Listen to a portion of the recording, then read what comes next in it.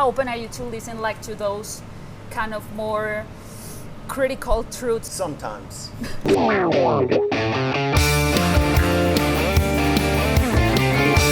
your question. Maybe you should have studied the rebellion text a little harder. I need to find my daughter. Well, then call us back when you have the time.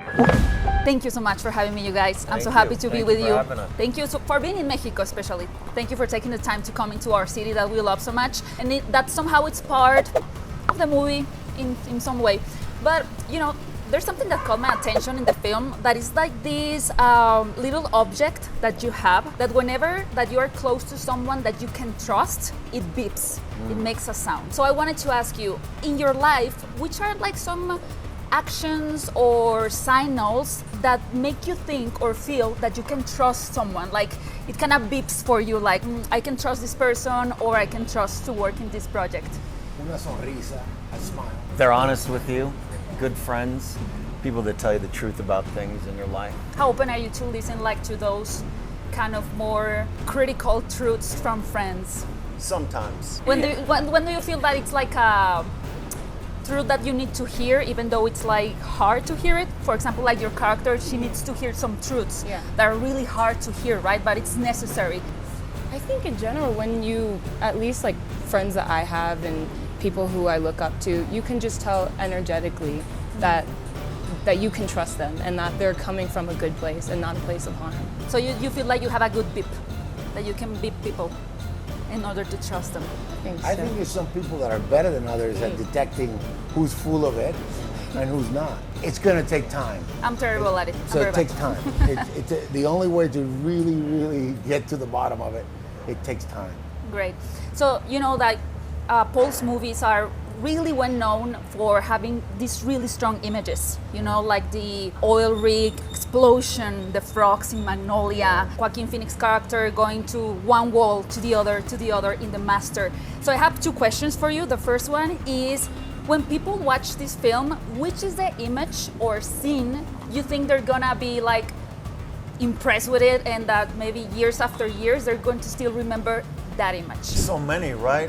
I mean, Paul's this extraordinary visionary, and what he does with the camera is just kind of mind-blowing. There's an immersive quality to the way he films. You feel like you're in that world, and whether it's a world of fantasy or something that's from his imagination, it feels tactile and it's real. Like these characters must exist, and this film is, you know, it's topical, it's exciting, it's politically charged, but there is that element of extremism in the film. And I think for me, the moment where I saw the Christmas Adventurers Club, this entity, this sort of club of very racist people having an underground tunnel, and then you'll have to see it when you watch the movie, but I don't know, it just felt like, wow, does this exist in the world that we live in? He makes you feel like it's a reality no matter what he creates from his imagination. I feel like the first ones that come to mind outside of that one are like when you see you two together on screen. I feel like there's a lot of great highlights in my mind between you two. Okay, so the action between the two of them. Yeah, I think anytime these two are together, because Chase and Leo are together, because it's really the heart of the film.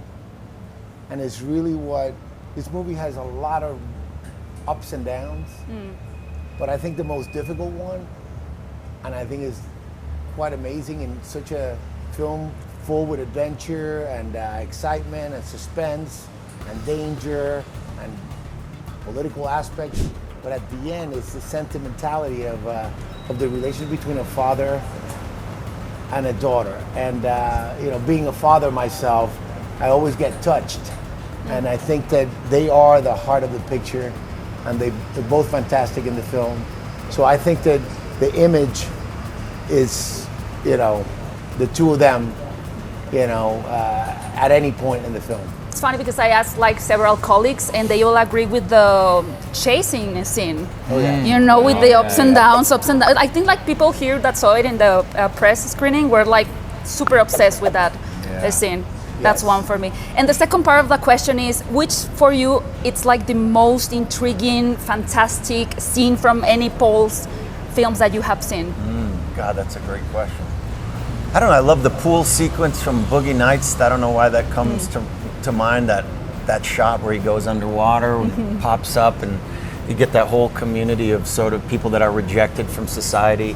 He has a great way of, I don't know, like I said, creating these world of faulted human characters and bringing life to them, and that pops up for me. Okay. I feel like mine's the party sequence in Phantom Thread, and just like seeing everybody in their own kind of world. I don't know, that one always sticks out in my mind. The transition in the film from the backstory of Leo and Tiana Taylor plays Chase's mother. I think the transition when it opens up with that song, the Steely Dan song, Dirty Work. Dirty Work. With her, who's the daughter, you know, doing karate moves. Right. There's something about that moment that I've seen the movie several times, and every time that moment comes up, it's like, it pulls me. I think so. The music with her as a transition, I think it's very cool. Hypnotic. By the way, congratulations on that. It looks great. Did you train a lot for that particular scene? I did. I had done about. He I did. trained her. You're sensei. Completely. You're sensei. It took Sensei, months yeah. and months. Like, Yeah, I think it was like 3 or 4 she's months good. of She's good. intense. I love that don't forget to breathe. Yes. It's like, I kept it in my mind. I still have to remember that, Yeah, me even too. like in everyday life. Even right now. So guys, if this movie was seen like an act of resistance or revolution, what would you say was the most radical choice you made for your own characters? For me, the release of playing a protagonist that is heroic and makes the right decisions. That was a process that, in Paul, like I said, creating these very human characters. You have a father that is broken, picking up the pieces from his past as a revolutionary, and now his main focus is one thing, and that's raising this young daughter. And he's not good at it. And he's sitting at home smoking pot, watching revolutionary films, not knowing how to relate to her. And it was just incredibly human. And then he has one singular goal, and that's to find this person that he loves and cares about more than anything. And there was a lot of, ideas that maybe I had from watching thousands of movies where you have the father hero and what he's supposed to accomplish. But every time we got to those points, that's what's great about Paul. He's very malleable. You get up to the point of drama and you're like, what do we feel is right? Okay. And the discussion that the fact that my character keeps moving forward and doesn't always pull off the heroic act was the big click and revelation for the character, and it kind of made the movie for me in a lot of ways. It's very unexpected.